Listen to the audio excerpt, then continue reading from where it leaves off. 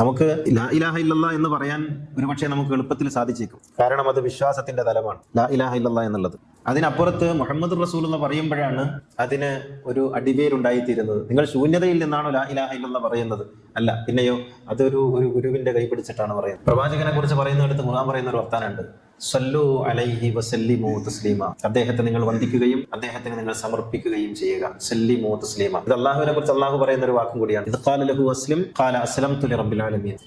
ദൈവത്തിന് സമർപ്പിക്കുക എന്ന് അല്ലാഹു പറഞ്ഞു. അപ്പോൾ അബ്രഹാം പറഞ്ഞു, ഞാൻ സമർപ്പിതനായിരിക്കുന്നു. ഇതേ കാര്യമാണ് മുഹമ്മദ് നബിയെ കുറിച്ച് പറയുമ്പോൾ അല്ലാഹു പറയുന്നത്, സല്ലു അലൈഹി വസല്ലിമു തസ്ലീമ. നിങ്ങൾ ഗുരുവിന് സമർപ്പിക്കുക. ഈ സമർപ്പണ മനസ്സില്ലാത്ത ഒരാളെയും ശിഷ്യനായി സ്വീകരിക്കാൻ ഒരു ഗുരുവിനും കഴിയും. അതുകൊണ്ടാണ് ഗുരുക്കന്മാരുടെ അടുത്ത് വരുമ്പോൾ ഗുരുക്കന്മാര് സാധാരണ പറയാറുള്ളത്, നിങ്ങൾ നിങ്ങളുടെ കണ്ണ് പൊട്ടിച്ചു വരണം, നിങ്ങളുടെ കാതടച്ച് വരണം, നിങ്ങൾ ഒഴിഞ്ഞ പാത്രവുമായി വരണം എന്ന് പറയുന്നത് ഈ സമർപ്പണ മനസ്സോടുകൂടി വരണം എന്ന അർത്ഥത്തിലാണ്.